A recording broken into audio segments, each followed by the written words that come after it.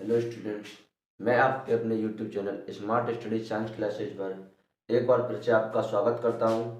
आज के इस वीडियो में हम क्लास 11th केमिस्ट्री के अध्याय आवत सारणी का पार्ट 2 करने वाले हैं, जिसमें हम पढ़ रहे थे लॉथर मेयर वक्र। चलिए तो वीडियो को स्टार्ट करते हैं लॉथर मेयर वक्र से ही। लॉथर मेयर वक्र इन्होंने क्या किया था कि तत्वों के भौतिक गुणधर्म जैसे गलनांक, क्वथनांक, आयतन, घनत्व, परमाणु भार आदि के मध्य एक ग्राफ के द्वारा आवर्त सारणी को समझाया था। तो हम ग्राफ बना रहे थे। ग्राफ इस प्रकार था कुछ।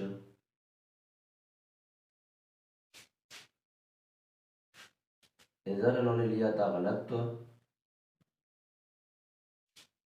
इधर लिया था उन्होंने परमाणु भार, या फिर आयतन भी ले सकते हैं आप।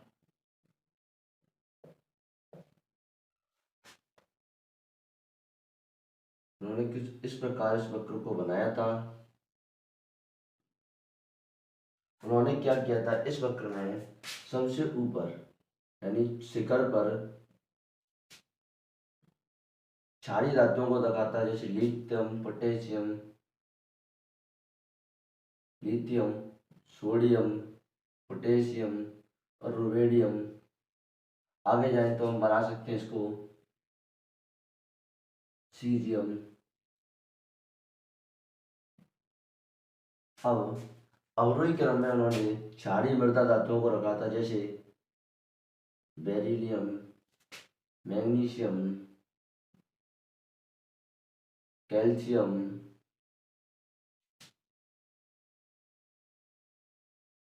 स्ट्रोंशियम, और आगे भी बना सकते हैं। इसके बाद आता है हेलोजन। इन्होंने हेलोजन को आरोही क्रम में रखा था, जैसे फ्लोरीन, क्लोरीन, ब्रोमीन और आयोडीन। तो इन्होंने इस प्रकार इस वक्र की सहायता से आवर्त सारणी को समझाया था। तो हम लिख सकते हैं कि इस वक्र में शिखर पर यानी क्षारीय धातुओं को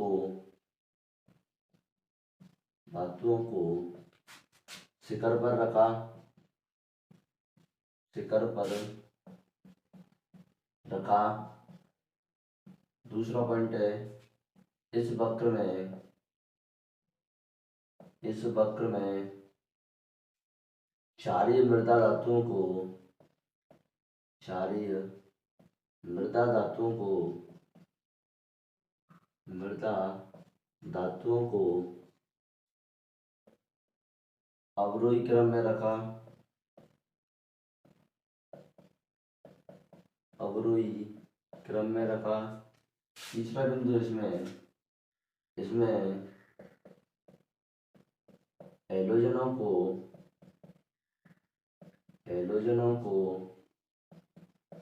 आरोही क्रम में रखा गया, आरोही क्रम में रखा गया। यह था लॉथर मेयर वक्र, जिससे उन्होंने आवर्त सारणी को समझाया था। इसके बाद आते हैं आपके मेंडलीव।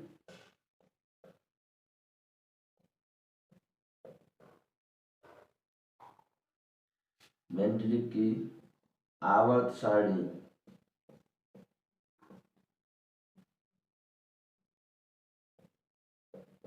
इन्होंने बताया था कि परमाणु तत्वों के भौतिक एवं रासायनिक गुणधर्म उनके परमाणु भारों के आवर्ती फलन होते हैं। कहने का मतलब है, इन्होंने आवर्त सारणी को व्यवस्थित किया था परमाणु भारों के आधार पर। अब ये आवर्ती फलन क्या होता है कि तत्वों को समान गुणों के आधार पर व्यवस्थित करने पर एक निश्चित अंतराल के बाद फिर समान गुण वाले तत्व आते हैं। इसी को हम क्या बोलते हैं, आवर्ती फलन। तो इनके अनुसार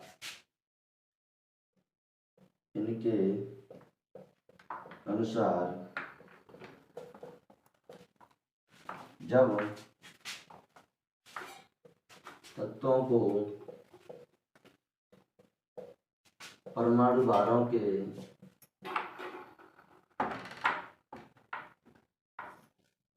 इनके अनुसार तत्वों के भौतिक एवं रासायनिक गुण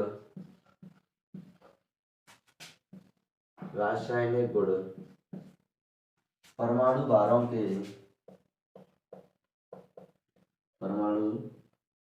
भारों के आवृत्ति फलन होते हैं। इसी को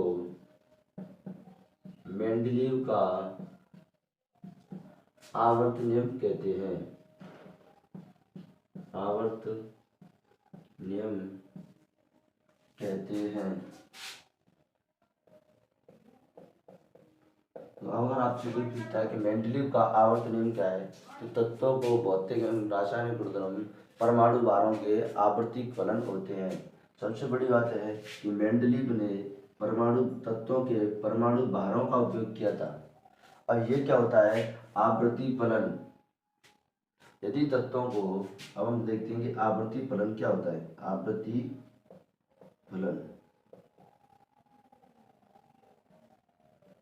यदि तत्वों को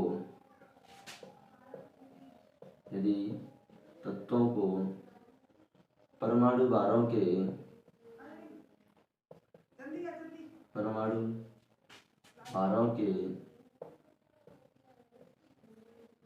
वृद्धि क्रम में व्यवस्थित किया जाए तो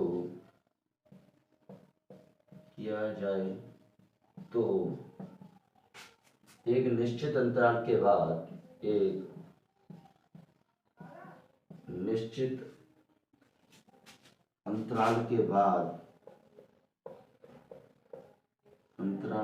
बाद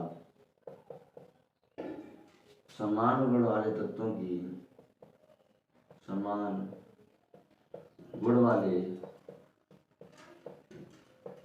की आवृत्ति होती है।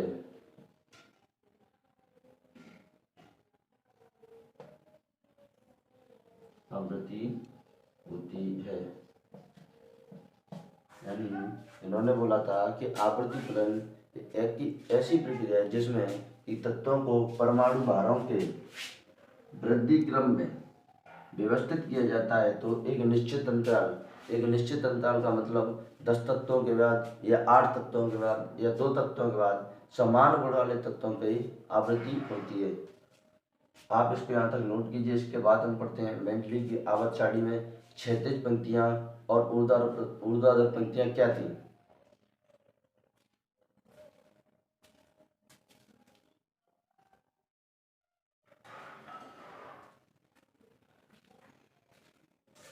आपने नोट कर लिया होगा।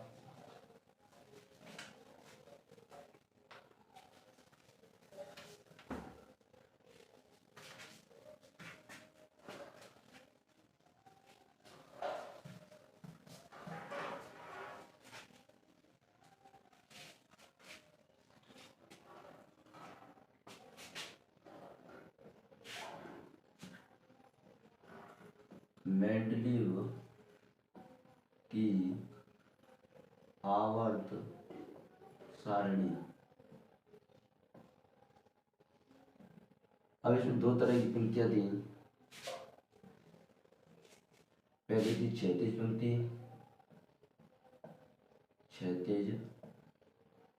पंक्ति, दूसरी थे ऊर्ध्वाधर स्तंभ।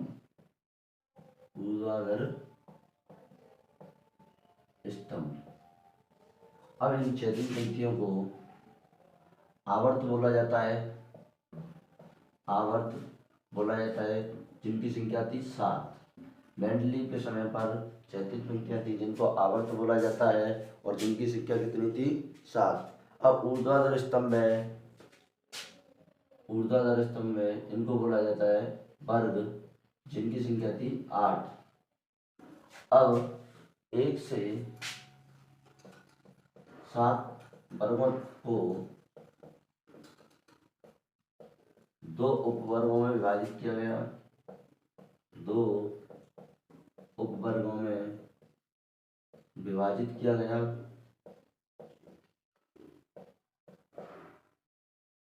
गया परंतु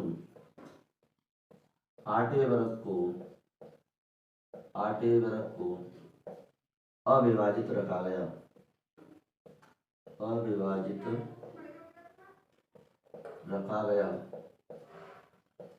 इन 8 वर्गों में से 7 वर्गों को मेंडलीव ने दो उपवर्गों में विभाजित कर दिया और 8वें वर्ग को अविभाजित रखा।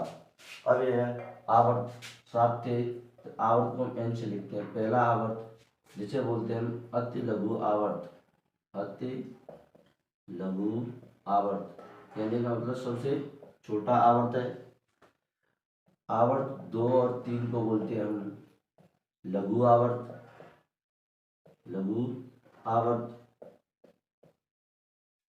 आवर्त 4 और आवर्त 5 को बोलते हैं हम दीर्घ आवर्त। दीर्घ का मतलब होता है बड़ा, दीर्घ आवर्त। 6वें आवर्त को बोलते हैं हम अति दीर्घ आवर्त, यानी इससे भी बड़ा, अति दीर्घ आवर्त।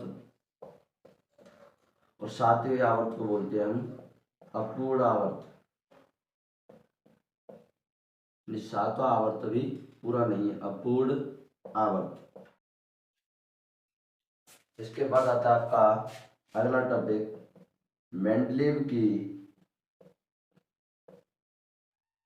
आवक सारणी की विशेषता। आवक सारणी की विशेषताएं।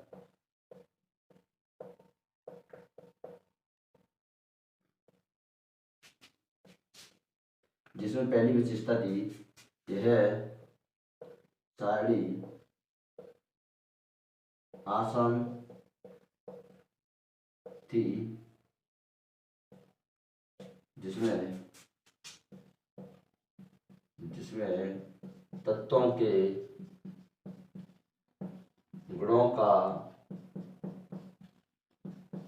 का अध्ययन करना आसान था। नंबर 2, इन्होंने कुछ तत्वों के लिए रिक्त स्थान छोड़े थे, जैसे ए का बोरॉन, जिसको अब स्कैंडियम बोलते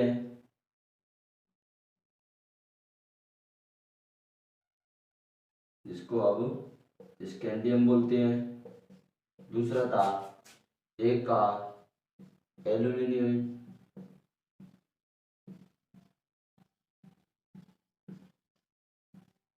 जिसको अब गैलियम बोलते हैं। और तीसरा तत्व था ए का सिलिकॉन, जिसको जर्मेनियम बोलते हैं। यह मेंडलीव आवक सारणी की 2 विशेषताएं थी। यह दूसरे नंबर की विशेषता सबसे इम्पोर्टेंट है कि इन्होंने 3 तत्वों के लिए खाली स्थान छोड़े थे, जिनका नाम था ए का बोरॉन, ए का एल्यूमिनियम और ए का सिलिकॉन। अब ए का बोरॉन को अब स्कैंडियम बोलते हैं, ए का एल्यूमिनियम को गैलियम बोलते हैं और ए का सिलिकॉन को जर्मेनियम। अगला टॉपिक आता है मेंडलीव की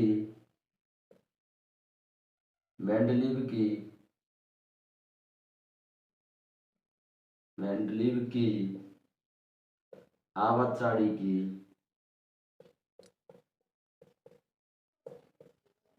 कमियां। इसकी सबसे पहली कमी थी कि हाइड्रोजन का स्थान निश्चित नहीं था। हाइड्रोजन का स्थान निश्चित नहीं था।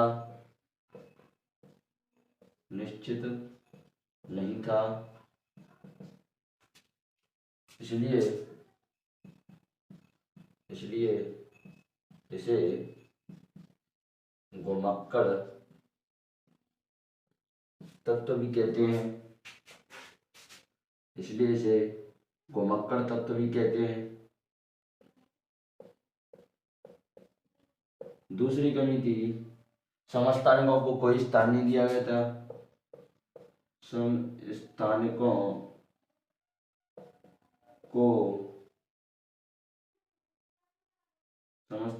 को कोई स्थान नहीं दिया गया। कोई स्थान नहीं दिया गया। तीसरी कमी थी इनकी कि लैंथेनर तथा एक्टिनेट तत्वों का भी स्थान निश्चित नहीं था। लैंथेनॉइड व एक्टिनॉइड तत्वों का भी स्थान निश्चित नहीं था।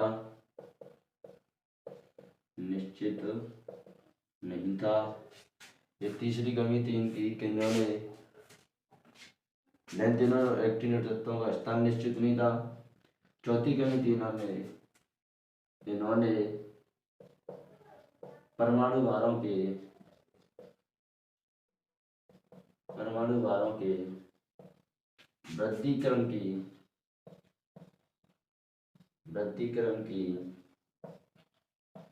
पालना नहीं की। परमाणु भारों के वृद्धिक्रम की पालना नहीं की। जैसे कि आर्गन का हम बात करें, आर्गन का परमाणु भार पोटेशियम से अधिक होता है।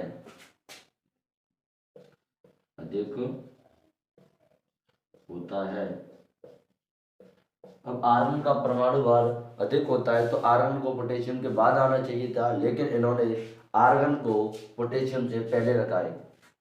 आप जानते हैं कि आर्गन का परमाणु क्रमांक 18 होता है, जबकि पोटेशियम का परमाणु क्रमांक 19। इन्होंने यहाँ पर इस नियम की पालना नहीं की थी। तो ये थी मेंडलीव के आवर्त सारणी की विशेषताएं और कमियां। आप इसको यहाँ तक नोट कीजिए। इसके बाद पढ़ते हैं हम आधुनिक आवर्त सारणी।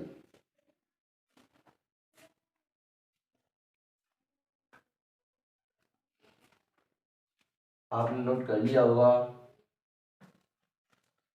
इसके बाद पढ़ेंगे हम आवर्त सारणी, आधुनिक आवर्त सारणी।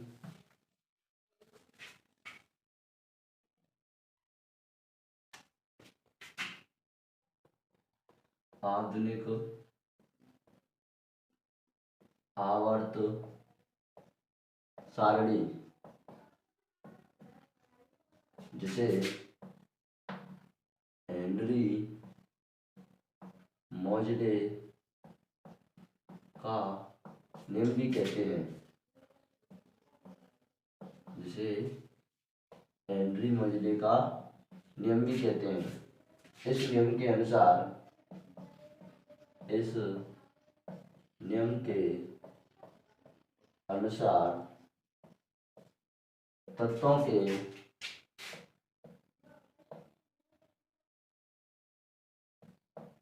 के भौतिक एवं रासायनिक गुण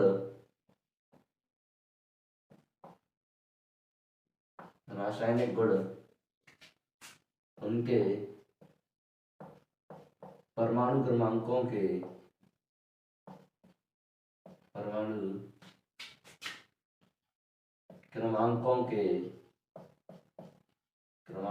के आवृत्ति फलन होते हैं। इस नियम को हम हेनरी मोजले का नियम कहते हैं। इन्होंने बोला था कि तत्वों के भौतिक एवं रासायनिक गुणधर्म उनके परमाणु क्रमांकों के, जबकि मेंडलीव ने बोला था कि उन तत्वों के भौतिक एवं रासायनिक गुणधर्म परमाणु भारों के आवृत्ति फलन होते हैं। हेनरी मोर्डे ने बोला था कि तत्वों के भौतिक एवं रासायनिक गुण उनके परमाणु क्रमांकों, कहने का मतलब है इनका आवर्त सारणी का आधार था परमाणु क्रमांक, जबकि मेंडलीव का आधार था परमाणु भार। इनके आवर्त सारणी में आधुनिक आवर्त सारणी यानी कि आवर्त सारणी में आधुनिक आवर्त सारणी में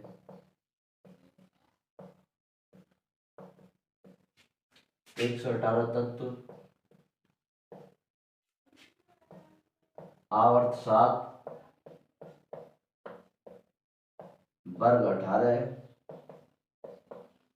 आधुनिक आवर्त सारणी में 118 तत्व, आवर्त 7 और वर्ग 18 थे। और बात करें हम आवर्ती फलन की, तो वही है जो मेंडलीव ने बोला था, बट उसके स्थान पर आवर्ती फलन यानी जब तत्वों को परमाणु क्रमांकों के, जबकि मेंडलीव का आवर्ती फलन क्या था, जब तत्वों को परमाणु भारों के, और ये हेनरी का आवर्ती नियम है जब तत्वों को परमाणु क्रमांकों के वृद्धि क्रम में व्यवस्थित किया जाता है तो एक निश्चित अंतराल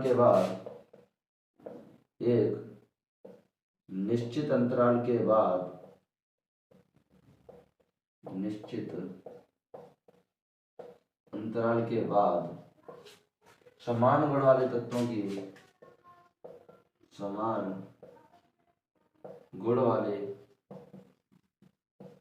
की आवृत्ति होती है।